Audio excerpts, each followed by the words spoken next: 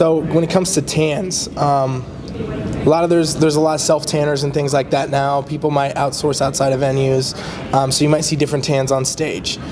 How much role does a tan play into the actual judging? Well, it can play a big role. Again, not so much if you're at a regional show where maybe the bodies are really different. But when you start to go up the ranks, and if you're at the bigger shows or the national shows or definitely the pro shows, the tans can actually accentuate your conditioning, your physique.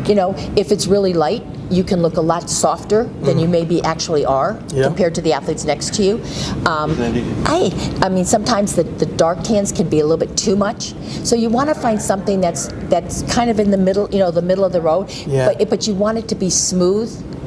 And again, I know there's different products out there, and they have a little bit different chemicals in it. So you want to use one of the tanning companies, and you do want to do, I think, the spray tan. I think where we are today, that is definitely going to give you the smoothest out of anything.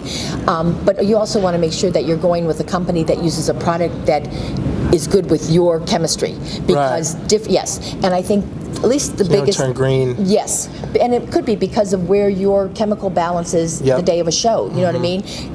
Is your potassium at a certain level, like maybe too low, too high than it normally is? Is your soda? You know what I mean? All those little things can play a part in how the product.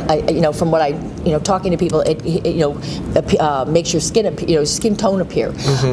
So I think that's important. But also I think no matter what product you're using, all those tanning companies, especially the ones that the NPC sponsors the shows, they all have a prep cycle, and I think that's where athletes, and I've talked to athletes afterwards, and I said, your tan was streaky, your tan was this, and they'll say to me, I'll say, did you follow the prep thing? And I always get, well, I didn't start it last Monday, because usually I think it's a week-long type thing. They'll say, but on Wednesday, that tanning process, their prep, that week prep thing is there for a reason, because it's going to make that color adhere and give you the best color, for your skin tone. So I think sometimes that's where athletes feel like, oh, I don't need to do, I don't need to follow that prep for the tanning. And I think that's where I find a lot of times that that if the tans aren't doing well, no matter which company's doing it, it's because the athletes didn't really follow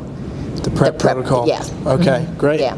Awesome. So kind of on the same note, tattoos, they come up all the time. So if you have a tattoo, leave it. Leave it. Not even going any more in depth than that.